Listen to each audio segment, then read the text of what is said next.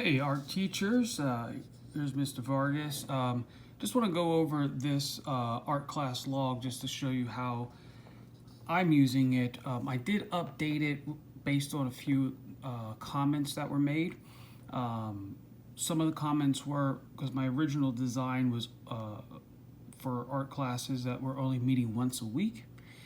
Some people meet 3 times a week, 2 times a week. Some people meet 5 times a week, and so I went back and developed it so that you could actually do an entire week with one sheet, and I'll show you how to manage that. If you only meet with a class once a week, not 5 days a week, then you could use this basically for 5 weeks, okay? And I'll show you then how to fill this puppy out. All right, so the date up at the top would just be the date of the week or maybe the month that you're using this log for. Table captains, what I used to do is each table had numbers on the chairs and on the table itself. So let's say chair number 1, chair number 2, right? And then on the table, it would say 1, 2. And so what I would do is the table captain, I would just put a number. So let's say in this case, you want to do 2, 4, and 6, okay?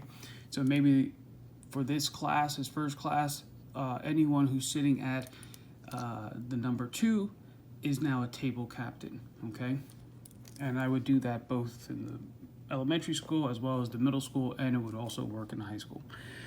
The teacher's helper, you could either put one person's name in here, 2 or 3 people's names in here, but that way if you have someone who actually helps you, assists you, then you could just put their name in there. And that's also a nice reward for certain behavior with some of the students. They love to help out. This section over here, the class, let's say you had, 3rd grade Miss Miller's class, right? So what you could do is say 3rd with the number 3 and then just M for Miller.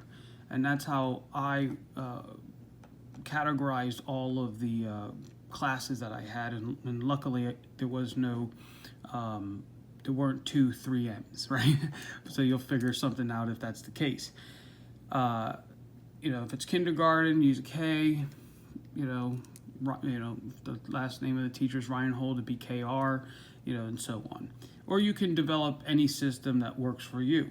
So that's what the class is. The date, the day would be, if in this case, if you're only teaching one day, is it Tuesdays that you have that class with them? If you're teaching 3 days, is it, Monday, Wednesday, Friday, like whatever the days are, you can just put it in there. Obviously, if they're going to be there every day for the whole week, you could just put a week just so that you know what days they're coming, and then obviously the time, what times are they coming, okay? Here, you can put their names. When I was in high school, I had a teacher who switched all of our names with numbers, and so he would post our grades, but you didn't know who got what grade, but the numbers would be there, so you needed to memorize your number so you knew what your grade was. It was very, very ingenious way of doing it. And so you could do that if you want, or you could just write their names. If you have the Canva template, you can just go in here and actually just copy and paste all the names in there, and they'll go right in there. So that's doable as well. Now let's get into the meat and the potatoes of this log. Okay, so in this first section, we're looking at the show up, the skills, the correct, and the celebrate. Okay, so SSCC. Okay, so let's look at the SS's, right? So basically this is time management. Did they show up? Are they absent? Did they come in late? And are they running off to the bathroom? Are they actually physically in your classroom? And so let's say it's a Monday, the first day of the week, and we'll just say, little Johnny here you know, and we'll say Tammy, whatever, okay? So if, let's say, Johnny is absent, all you got to do is put an A there, okay? Some of the teachers recommended maybe using some type of system where you're using letters that would conserve space, and it was a brilliant suggestion. So, so A, and let's say maybe third weekend, Tammy comes late. Okay, that's fine. But also, she doesn't only come late, she also had to go to the bathroom during that time, and you could just put a B. Now, why is this important? Because if you ever have to talk to the parents, or the parents come in, you can take a look and say, hey, on this date, Tammy was late and she went to the bathroom. Maybe you can actually track a pattern, okay? Maybe it's every Wednesday she comes in late and has to use the bathroom, right? Maybe you might need to investigate that or send that to the right people. Maybe it's nothing. But by measuring it, by tracking it, you'll be able to see patterns in your students and either get them help or encourage them.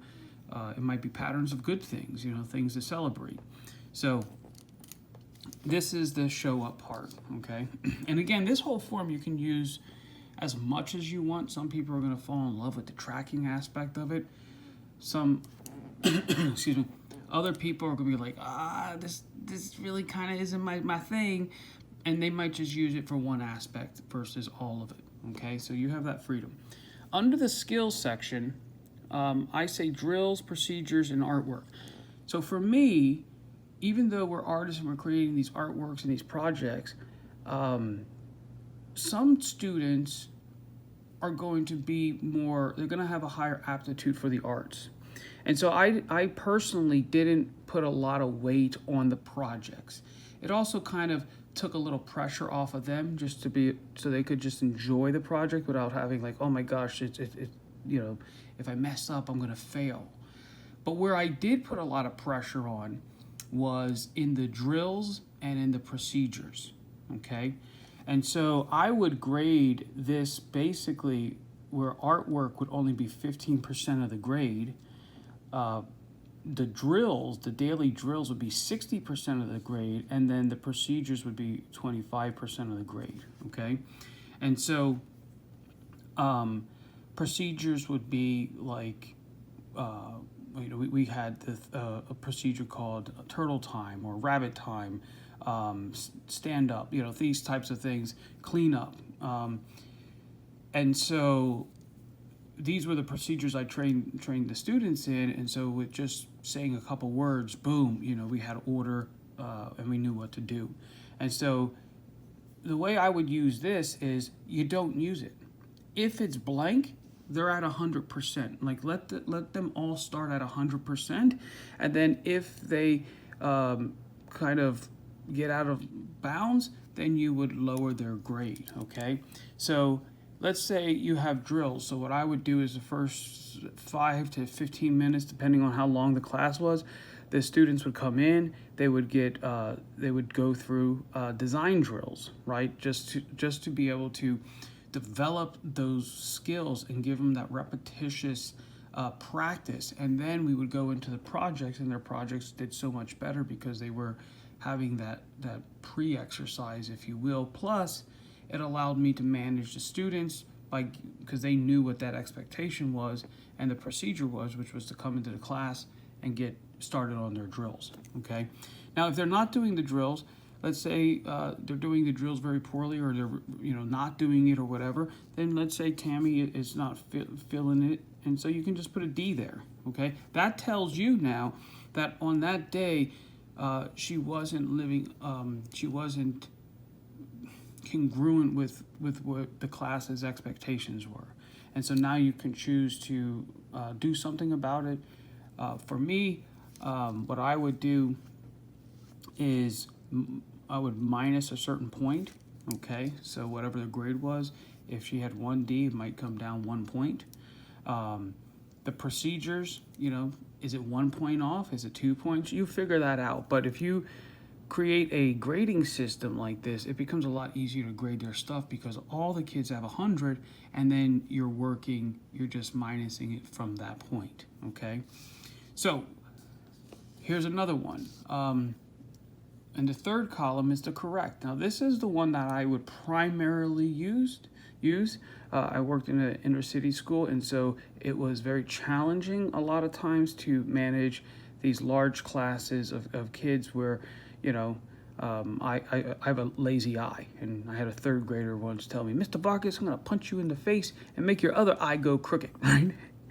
And so, you know, you had to deal with this kind of stuff sometimes, you know, and so having a system of discipline was extremely important, and what I would do is I would give a warning, right? I would lay out an expectation, tell them what the consequences, and then, you know, it didn't take very long before everybody understood my rhythm, and the rhythm was I give you a warning. So let's say Johnny's acting up on the third day, we put a one mark in there. That's just a warning. You don't call home, you don't make a big deal about it. It's just a warning, giving them an opportunity to self-correct. Now, if they need more encouragement to be corrected because they aren't doing it themselves, well then, if little Johnny keeps acting up, 2 marks. And they know that that means now Mr. Vargas is going to call little Johnny's mom at the end of the day. Now, this is the key. If you tell them that you're going to call their parents and you don't, then they'll lose respect for you and they'll just walk all over you. And so you're going to have 1 or 2 students who are going to test that, and you call. Sometimes I would just call in the middle of the class, right?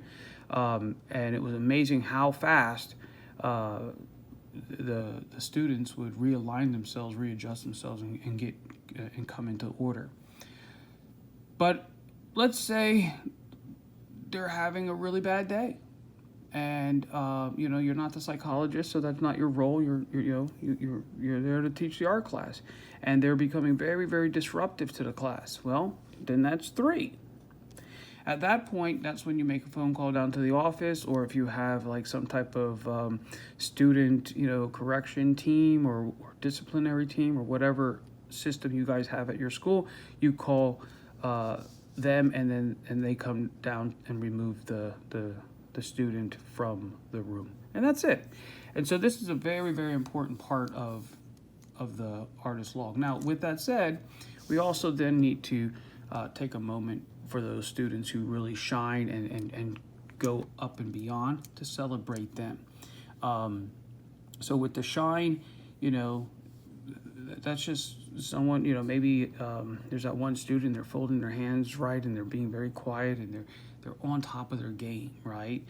And they're doing it to, one, respect you, and they're doing it to model the behavior to the other students.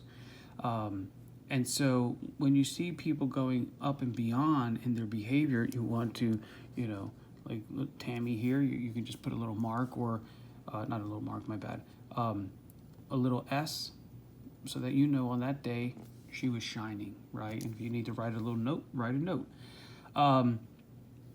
Drawing, what that was if any student, I had a board where if a student came in and they just brought a drawing that they did from home, we would hang it on the wall, right? And so let's say Johnny brought in a little drawing on that day. Cool, right? It wasn't forced, it wasn't homework, but if they did that, cool. And the B.O.B., the Bob, was my little term for a sketchbook, okay? The book of beauty. And so you might, at the end of every term or quarter, say, hey, you know, if you have 10 pages in your sketchbook done, you'll get an extra 5 points, or whatever system you create. And so, you know, if I come here, Tammy brought in her sketchbook, and Johnny brought in his sketchbook, and also Tammy was shining as well on that day, and she also brought in a drawing earlier that day, right? And so that's how I would use this little system. Some teachers suggested that if you type in the names and the information here, which you could do inside of the Canva template, then you could laminate this and just use a dry eraser marker board for the class. Dry eraser marker for the class, and then wipe it off, right? And so when you get done at the end of the week or done with 5 of them, you can just clean it off, and you don't have to constantly be reprinting these. And so that could be really helpful.